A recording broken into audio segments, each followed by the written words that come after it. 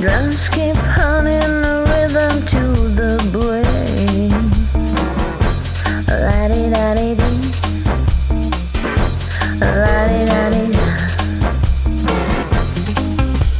Charleston was once the rage, history has turned the page, a miniskirt, the current thing, teeny barber is a newborn king, and the beat goes on, and the beat goes on, and the beat goes on, and the beat goes on, and the beat goes on.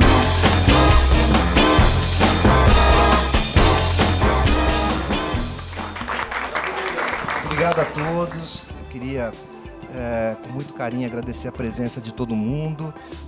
Vou mostrar algumas coisas que estão dentro do livro e que tem relação com essa história, que é uma história já de mais de 30 anos, de uma grande epidemia, né? Pandemia. A gente sabe que o mundo inteiro está comprometido, sem nenhuma barreira, sem nenhum tipo de forma de a gente impedir de forma muito efetiva que essa epidemia continue, né? Então, eu vou contar algumas histórias, vou falar um pouquinho de ciência também, que é uma coisa que me fascina e que eu gosto, né? Essa infecção já comprometeu muita gente importante. Em 1981, foi a primeira vez que se descreveu a síndrome da imunodeficiência adquirida.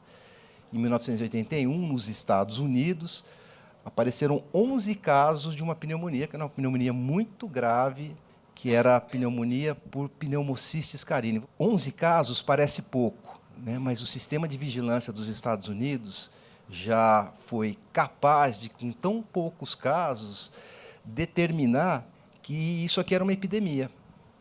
Você não tinha praticamente nenhum caso e, de repente, você tem 11 casos. E essas pessoas, elas tinham características comuns. A primeira delas é que todas elas tinham uma profunda diminuição da imunidade. Por isso que se chamou de síndrome da imunodeficiência adquirida. Eles adquiriram aquela diminuição de imunidade.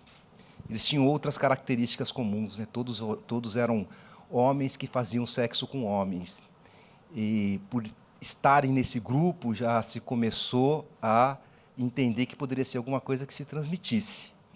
De uma certa forma, né, eu sempre me orgulhei muito de ser brasileiro na hora que a gente fala da epidemia, da resposta que a gente teve à epidemia pelo HIV. Né? A gente foi inovador em muitas coisas. Né? A gente foi o primeiro país a colocar no sistema público medicamento para todo mundo, o primeiro país a colocar testes para todo mundo.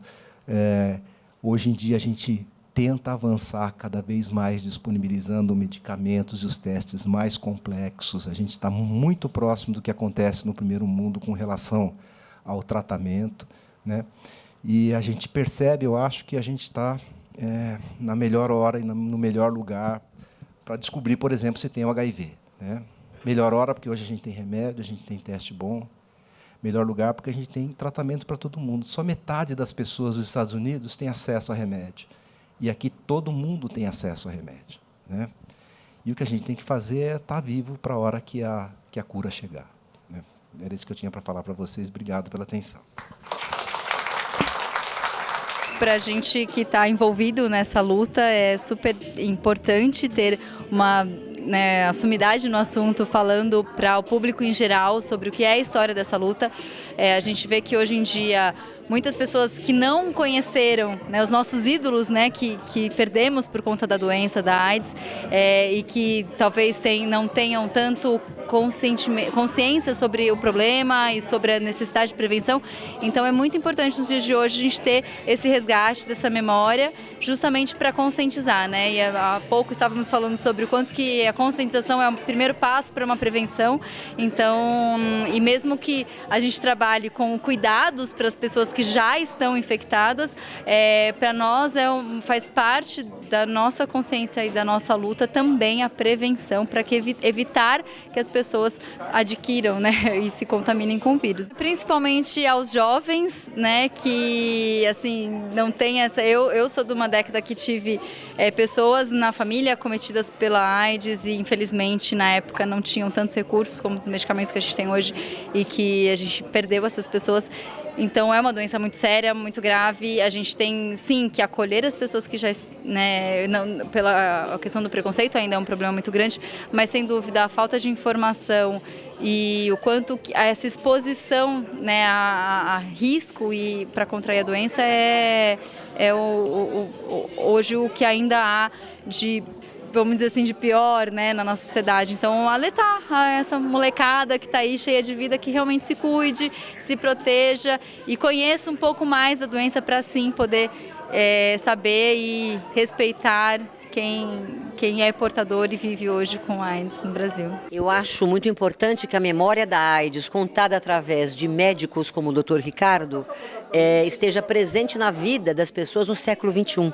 Porque teve muita gente que não viu o que foi a AIDS antes. Ele faz relatos muito bonitos, muito propositivos, muito humanizados, né?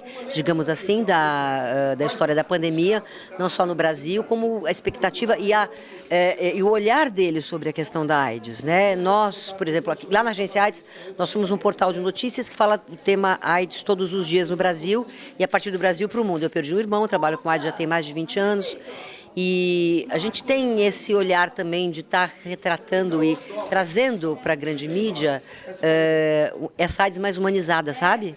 Não essa AIDS de números, mas AIDS das histórias, que são as histórias que tocam a gente e que fazem a gente mudar comportamento. Sempre, enquanto não tem cura, a gente vai ter informação contra o preconceito, contra a discriminação, que são os maiores inimigos da gente avançar na luta contra a AIDS. Se você quiser informações sobre a questão da AIDS, o nosso site é www.agenciaaids.com.br. Todos os dias informações atualizadíssimas sobre a AIDS do Brasil para o mundo. Muito obrigada. Eu fiquei muito contente, tinha muita gente que eu não conhecia, algumas pessoas que eu conhecia.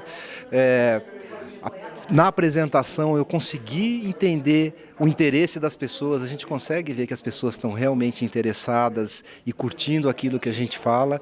Eu acho que foi um sucesso. Eu adorei. Cada vez mais a gente precisa entender sobre os desafios que essa grande epidemia traz para a gente. E a forma da gente entender é tendo conhecimento.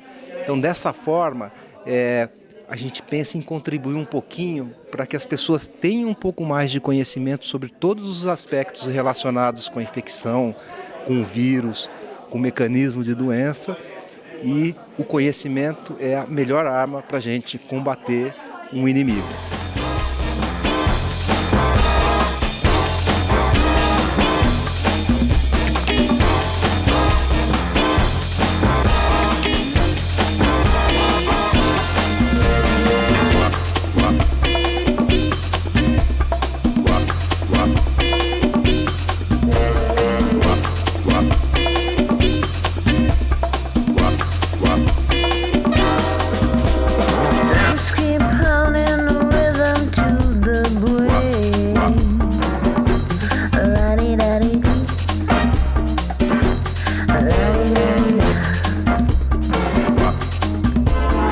Sister